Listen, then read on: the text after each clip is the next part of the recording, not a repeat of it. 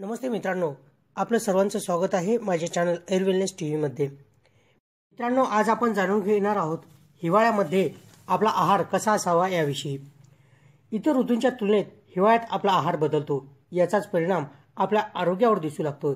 या दिवसात शरीराचे तापमान टिकवून ठेवण्यासाठी शरीर जास्त ऊर्जा वापरतो, त्यामुळे सतत भूक लागते। सतत भूक लागण्याचे आपण गरजेपेक्षा जास्त आहार खातो आणि वजन वाढते। म्हणूनच या दिवसात आहाराबरोबर आपल्याला थोडासा व्यायाम बी करायला पाहिजे। म्हणूनच या दिवसात आहाराकडे जास्त लक्ष द्यायला हवे। जाणून घेऊया या थंडीच्या दिवसांमध्ये आपला आहार कसा असावा याविषयी। मित्रांनो, थंडीच्या दिवसात मिळणारे लाल गाजर, भाजीपाले तसेच सीजनल फळांचे उपयोग आपल्या जीवनामध्ये करायला हवे।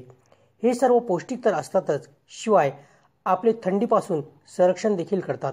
थंडीतला सर्दी, खोकला, फ्लू अशा आजारांवर मात करण्यासाठी हिरव्या भाजीपाले व फळे खाणे खूप आवश्यक असते। हिरव्या भाजीपाल्यांमध्ये अ आणि क ही दोन जीवनसत्वे असतात, ती आपल्याला थंडीमध्ये आरोग्य देण्यासाठी खूप फायदेशीर असतात। ग्रीन टीमध्ये भरपूर अँटीऑक्सिडंट असतात, त्यामुळे थंडीच्या दिवसांमध्ये ग्रीन टीचे सेवन करणे आपल्यासाठी फायदेशीर ठरू शकते। लसूणमुळे शरीराला ऊर्जा मिळते, म्हणून हिवाळ्यात लसूण खाणे आपल्याला रोगप्रतिकारक शक्ती वाढवण्यासाठी खूप फायदेशीर ठरते। थंडीच्या दिवसांमध्ये दुधात साखरऐवजी मध घालून घेतल्यास फायदेशीर ठरते। संत्री, द्राक्ष अशी फळंही या सीझनमध्ये खायला हवीत।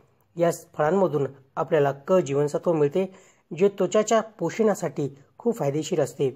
या फळांमध्ये कोलेस्ट्रॉल कमी असल्यामुळे आपली चयापचयाची क्रिया व्यवस्थित होते व आपले वजनही वाढत नाहीत।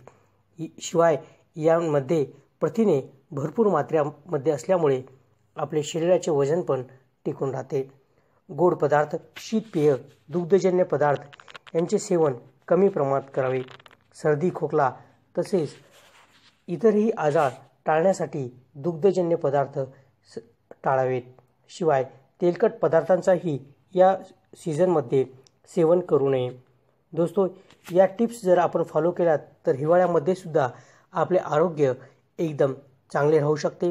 आपल्याला सर्दी, खोकला आणि फ्लू सारखे आजार होऊ शकणार नाहीत। मित्रांनो, आपल्याला अगरचे माझा व्हिडिओ आवडला असेल तर प्लीज लाईक करा, आपल्या मित्रांसोबत शेअर करा आणि माझे चॅनल सबस्क्राईब करायला विसरू नका। धन्यवाद दोस्तों। नमस्ते मित्रांनो।